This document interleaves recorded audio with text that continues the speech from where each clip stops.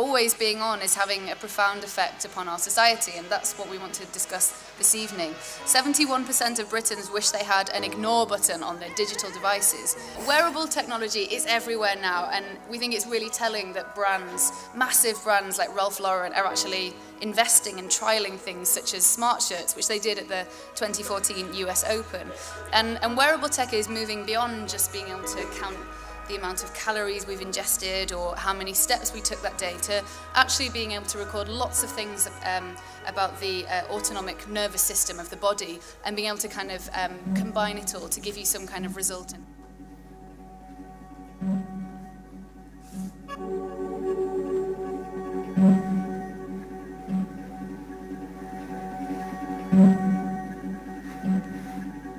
But one of the biggest things I'd like is for people to see different possibilities with their everyday reality, quite simply.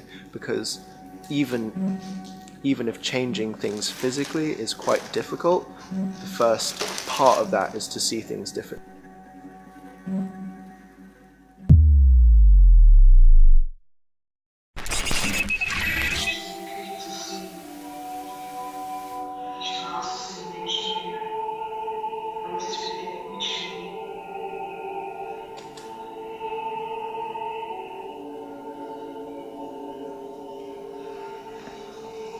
So what I do in my work is I try to create systems as opposed to singular works. So that means I often use computation to create a wide variety of images. And I think as technology changes and gets more powerful, it just increases your leverage.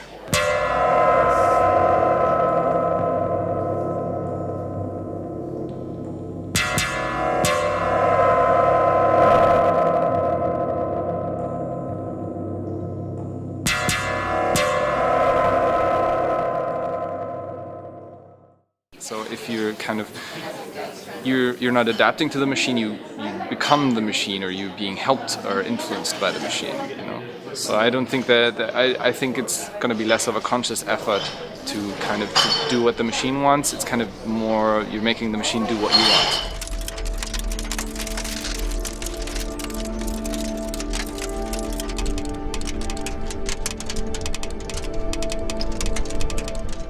I've always been in this kind of strange personal sort of journey of trying to exploring and understanding this kind of antique images, a little bit reminding me of somehow where I'm from, but also trying to use technology to discover new things.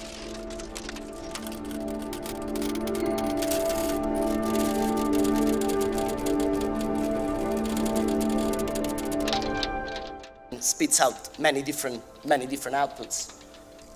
So some of them are becoming quite physical, and some of them are still sort of digital.